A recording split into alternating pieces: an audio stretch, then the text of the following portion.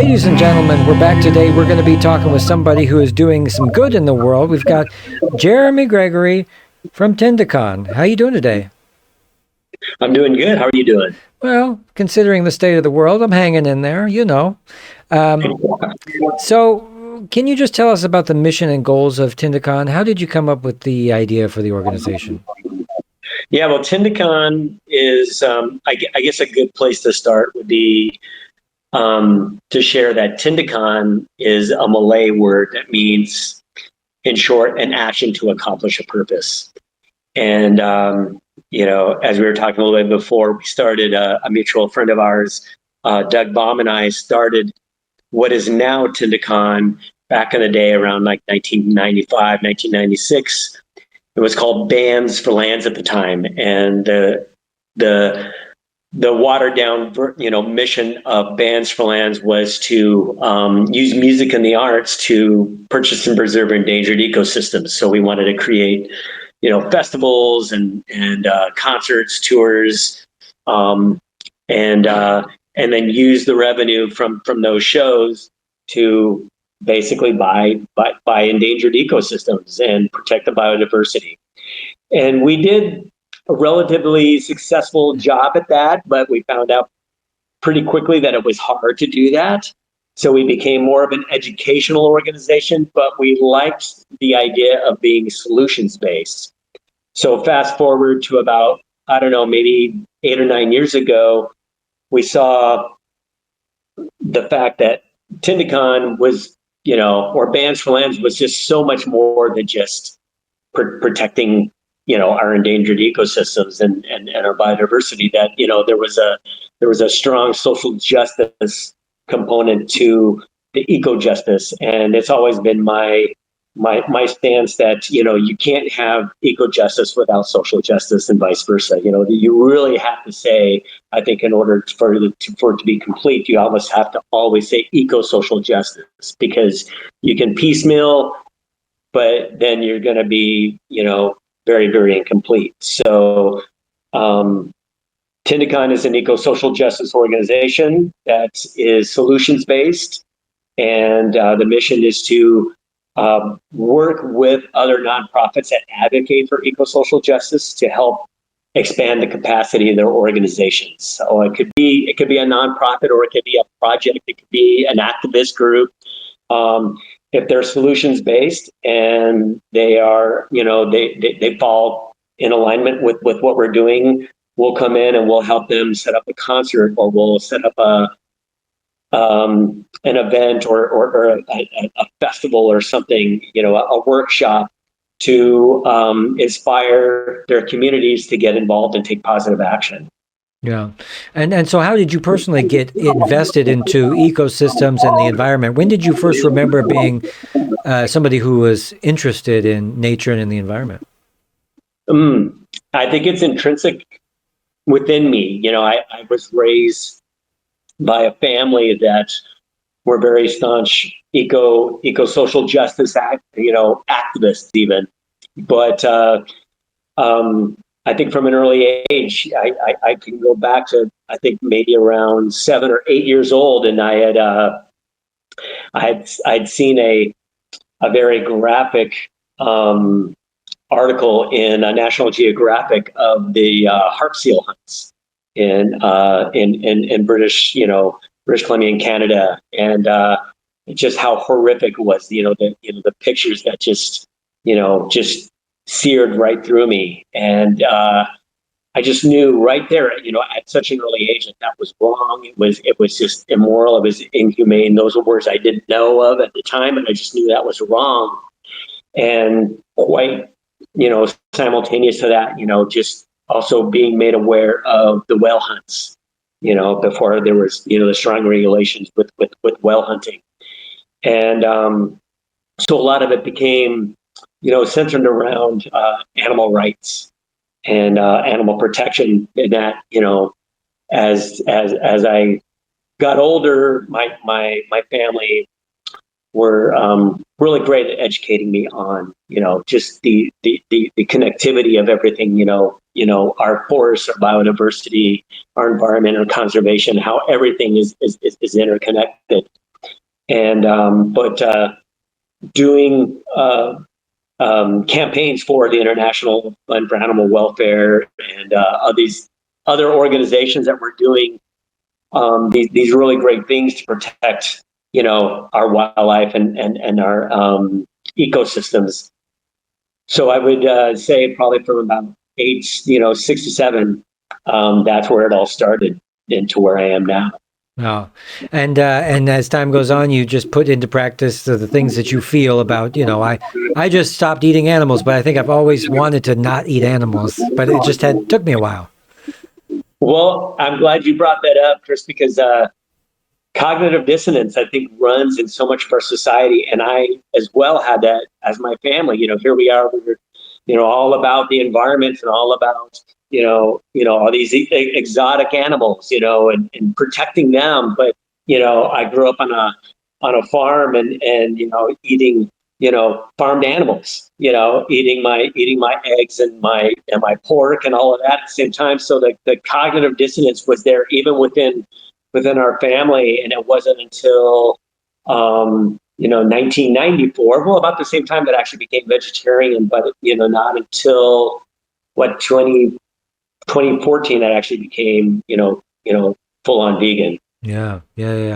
I'm now 2 years vegan and stuff, and the science is on our side. They say it's actually quite healthy, better metabolic outcomes. So I guess that's that's a good thing, because there was all this worry, like you're not going to get enough this or that, and it turned out to be the most wonderful thing you could do for your body, and you feel great. Absolutely, Yeah. yes, and I think that as we continue to move forward with messaging and social media and just the advancements in vegan foods, how that's coming out, and maybe this would be another conversation for another day because I don't want to stray too much, but we could talk about, cultured meat, right? Sure. And how, Upside Meats, I think it is now, it used to be Memphis Meats, but I think Upside Meats, where they're talking about lab grown meats and how this can be a remedy to, a lot of the problems that we're seeing, but in terms of water shortage, land shortage, Sure. poverty. Yeah. We could talk about that, but I think you and I agree that veganism is it is a solution to health, to the way we just treat our fellow beings, and it's just the meat industry is just such an insufficient or inefficient industry. How many gallons of water to make a pound of hamburger? It's crazy. Yeah, and then the sad part is that they're feeding these cows a lot of the time legumes like soybeans. So 90% of the soybeans grown on Earth go right to them, when we could have a nice tofu patty and call it a day. Yeah, absolutely. And how many people know that? How many people are aware of that, though? And so again, it's just like, this is where I see social media either being a weapon or a tool, and I think what you're doing and others and how they're promulgating a really good message is so huge, especially now, right? Sure. Especially now, and we're just it's so crucial. I'd feel bad if I only posted pictures of what the coffee I was drinking or the shoes I was wearing. I'd just feel like a miserable SOB, but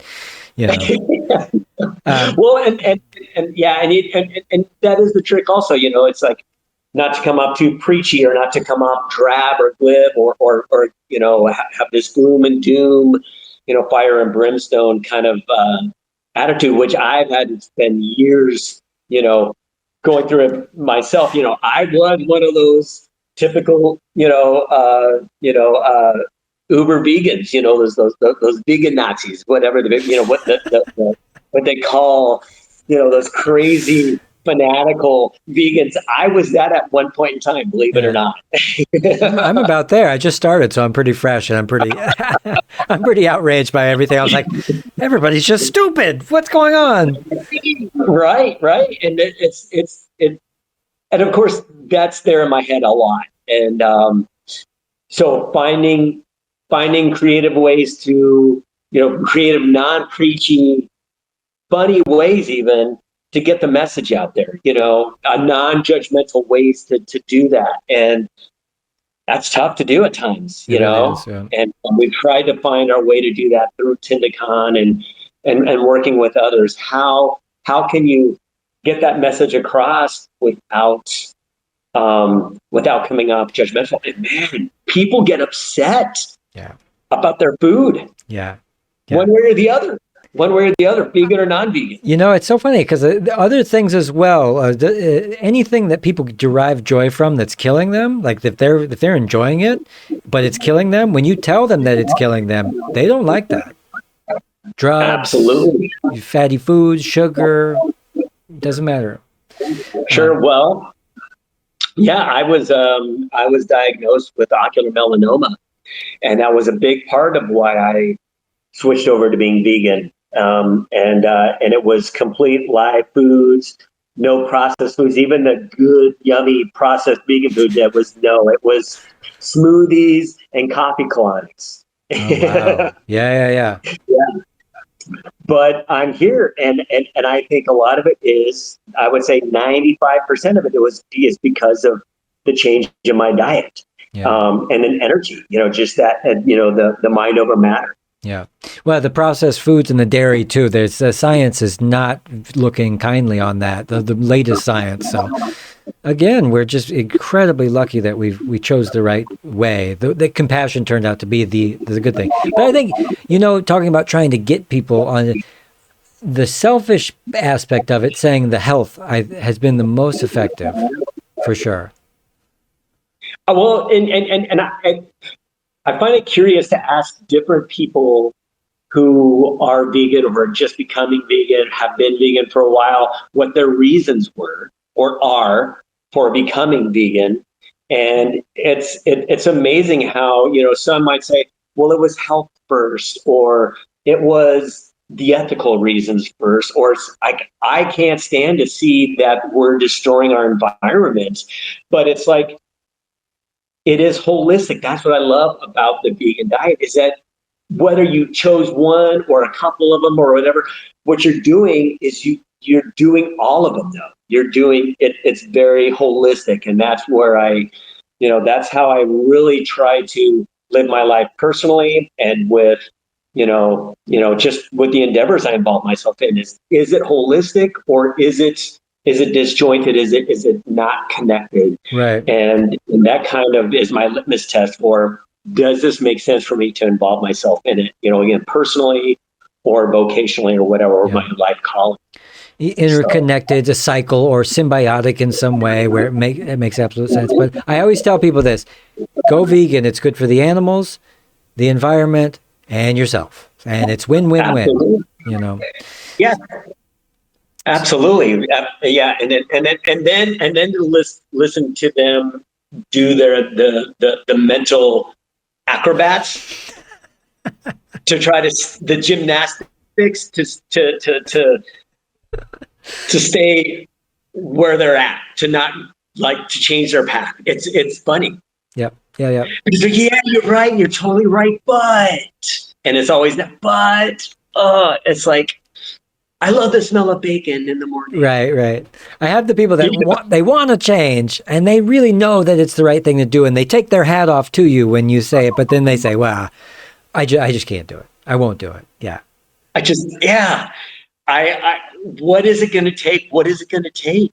Yeah. Because you can show the really, you can show the gruesome pictures, and I'm not opposed to that per se, because that's part of what changed me as well. When I saw that. Yeah. That's at least what's got me to be a vegetarian. Right. But I guess people learn and change in different ways. Some people might need just the like how amazing or how healthy it is. I do like those that are out there that are doing the social experiments to get people to kind of kind of shut off that cognitive dissonance, or to kind of turn on that light, or make the veil a little bit more thin. Yeah. I hats off to them, because I try to come up with some social experiments myself, and I can't do it. It's like, Yeah. Well, it. my favorite is, have you heard of Elmwood's dog meat? No, but someone told me about that. Yeah. I Yeah. haven't seen it yet. Brilliant. Brilliant way to try to think, well, what's the problem? It's just dog meat, you know? What's the difference? And it gets people thinking. And I think that's the way to do it, is like, would you do these things to your dog? Would you eat your dog? You know? And I think that's a really good one. I think that's a really, really good. Yeah, exactly. Yeah. It makes that veil a little bit more thin. Well, I'm always glad to have and happy to have another vegan on the program. It always tickles me because I'm always finding out people in various aspects of life just, oh yeah, I don't mess around with that. So can you also share some of your projects that you're working on with Tindakan? Because I think it's pretty fascinating what you do, and you get around quite a bit. Talk about what are some cool stuff that you guys are doing?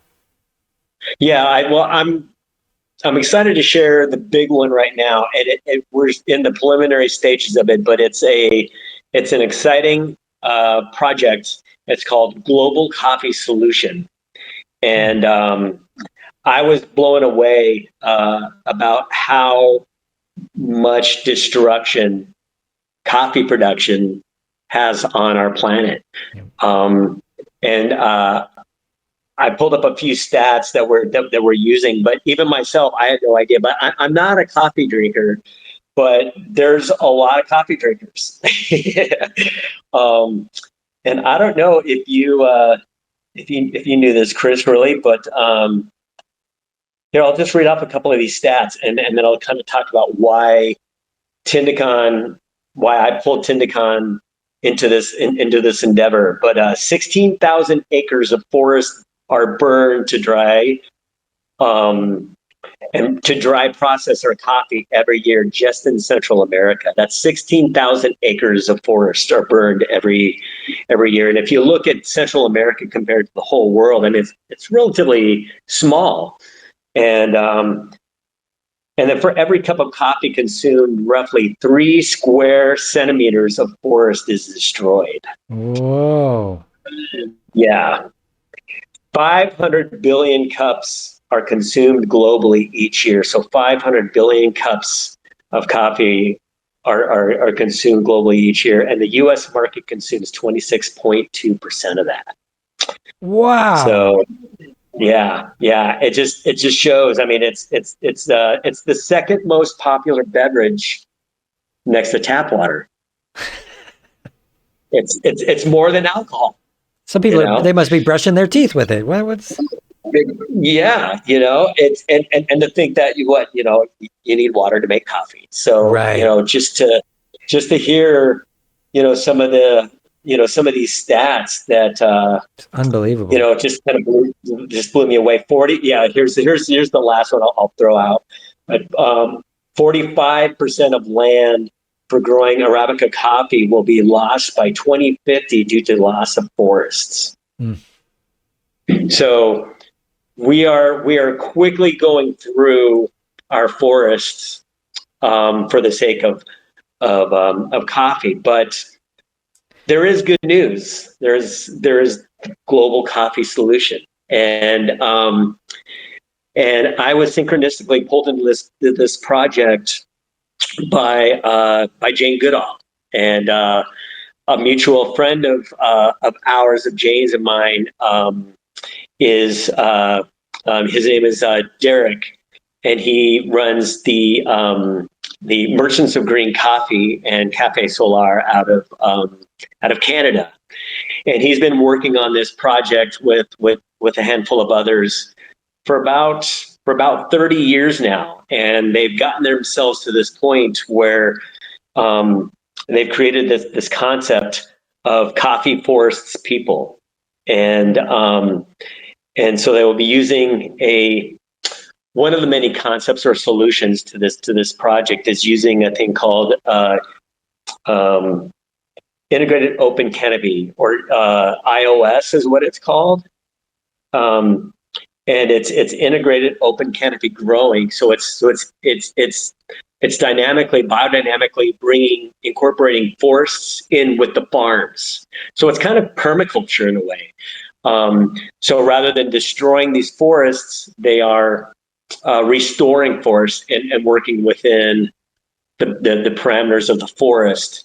But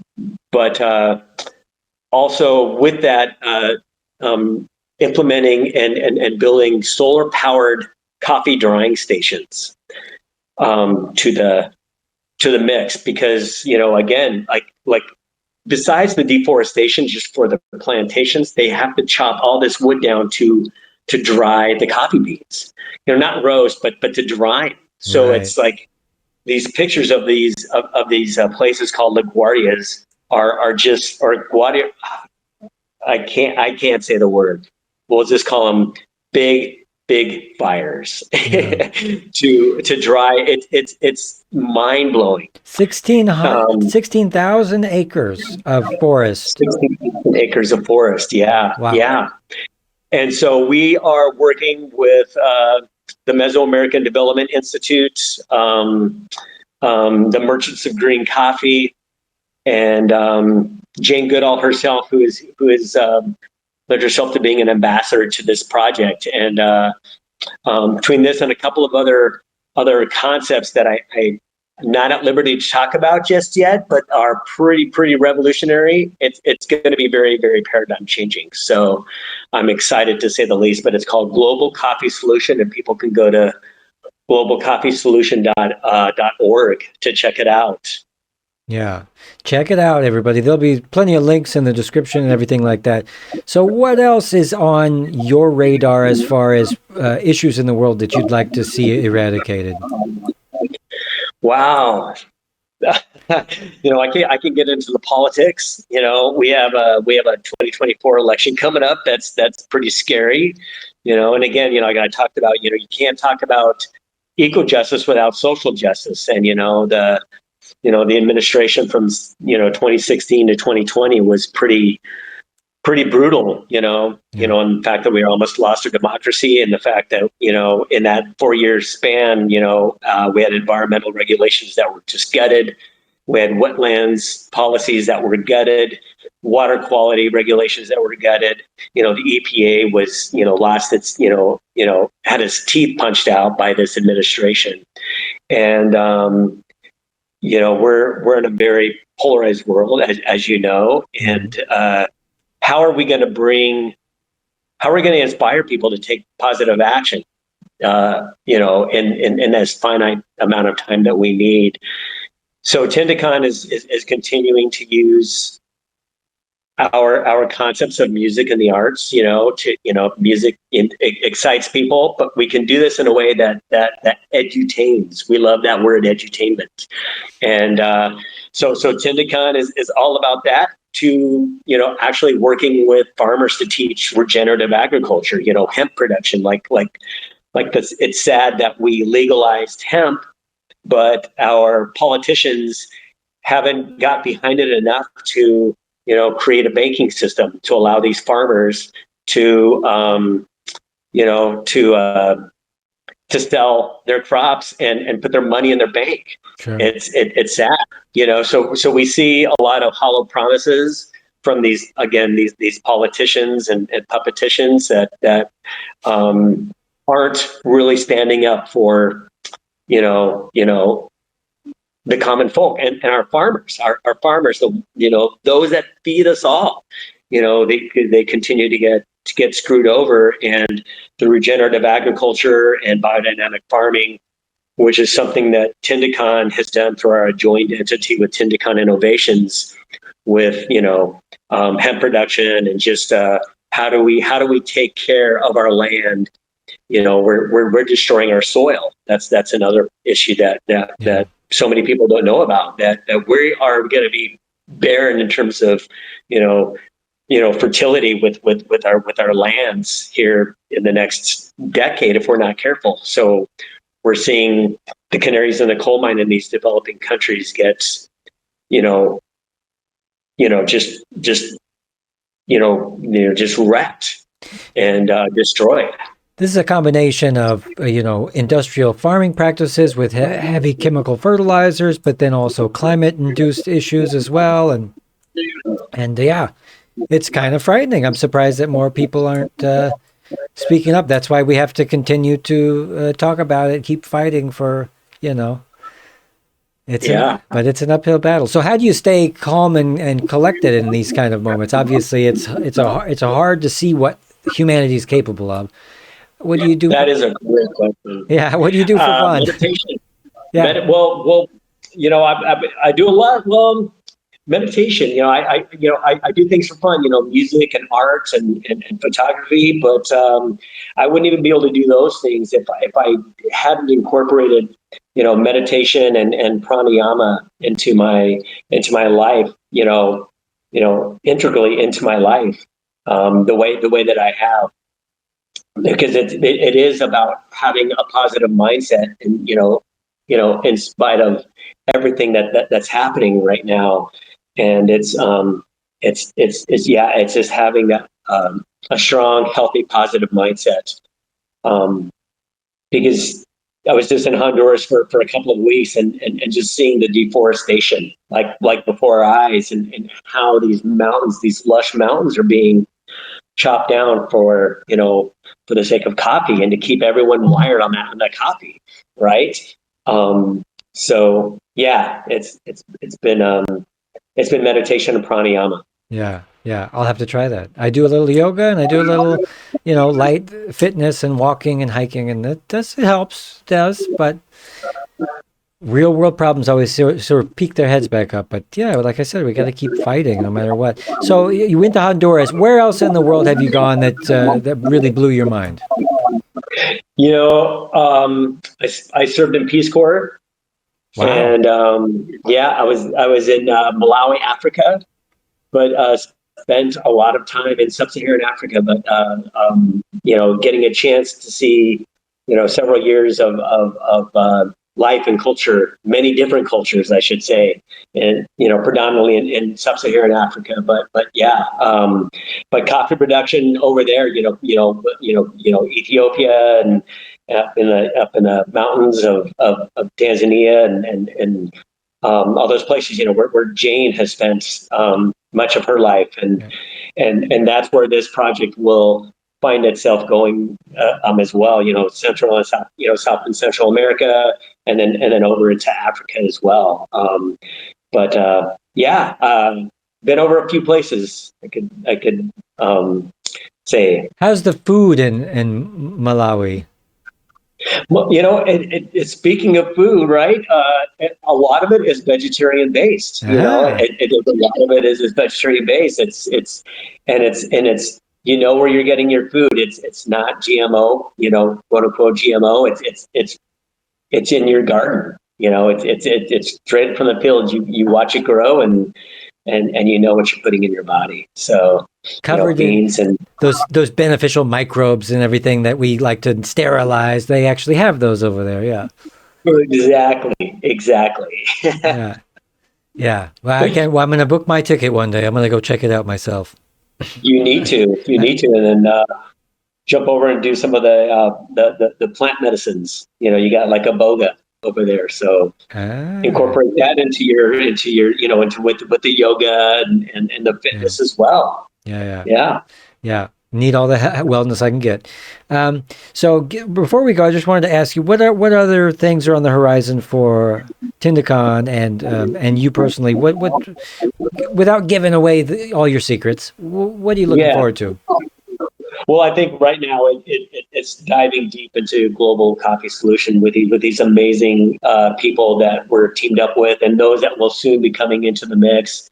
The Institute for Humane Education, and of course Jane, and you know, just musicians. We're going to be bringing music and the arts into this as well, and doing what we do best, but again, being as inclusive as possible, and working with all these different, change agents and solutionaries that Zoe from the Institute for Humane Education likes to call us. You and me, and others that really want to see this world changed in such a beautiful way. We call them solutionaries.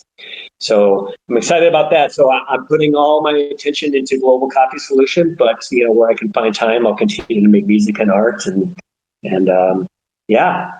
What instruments do you play? Well, it's the vocals, it's the voice, Ah, okay. and keyboard. So yeah, so Nice.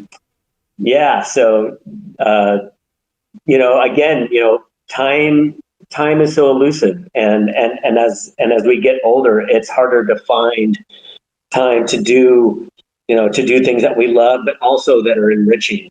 And so it's that end of itself is a battle, but yeah, music and art. Yeah.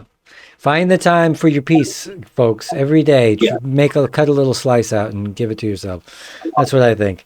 All right. Well, we'll leave it there. Look, you come back when you have a new project and we'll talk about it and we'll try to get the message out to the people on those vegan diets. Try to get them hooked. I'm looking forward to coming back and doing round 2 with you. All right. Jeremy Gregory, wonderful human being, great guy to talk with. Tindakan is the name of his organization. Very cool. Anything you want to add before we go? I think I'm good. I'm just excited to everyone just check out globalcoffeesolution.org, and looking forward to coming back and talking this project and letting you know where we have gotten to. Yeah. Excited to see. All right. We'll sign off to everybody in TV land. We'll talk right after. Bye, everybody. We'll see you next time. Thanks for coming.